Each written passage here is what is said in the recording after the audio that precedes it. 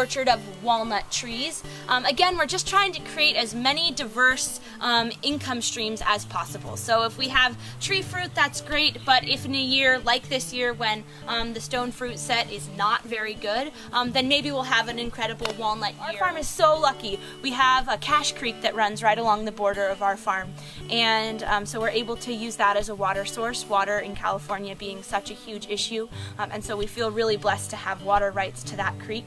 We also grow a lot of tree fruit, so this here is an orchard of fruit trees. Now, it's not sort of your typical stone fruit orchard in that every tree is the same variety.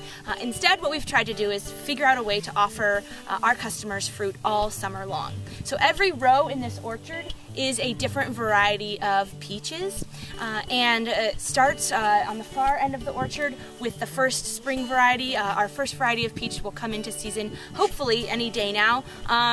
Those are the spring crest peaches, and then each row is a different variety that will come in about 15 days later after that first variety. So we'll have peaches now from the beginning of June all the way hopefully until the end of September. So we grow about 40 different varieties of tomatoes, everything from the teeny tiny cherry tomatoes to tomatoes that are as big as your brain, to white tomatoes and striped green tomatoes and orange and purple and yellow tomatoes. So we try and choose the most delicious varieties possible.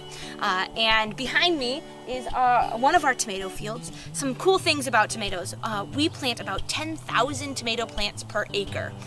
So at one point in our greenhouses there are about 500,000 tomato plants growing. There are a few tiny little tomatoes on the plants, which is so exciting. These are going to be a cherry tomato variety, probably Sweet 100 or Sun Gold. So you can see they have a little ways to go, but we're getting there, which is thrilling for us farmers. Behind me here is a field of our apple orchard, and there's actually Asian pears here, 3 different varieties of Asian pears, and then we are also growing some apples. Now the weather here in this small valley actually gets pretty warm in the summertime, so this was a little bit of an experiment to plant these apples here, and they're doing okay. Last year we had an amazing crop of apples, and we actually made about 800 gallons of apple juice.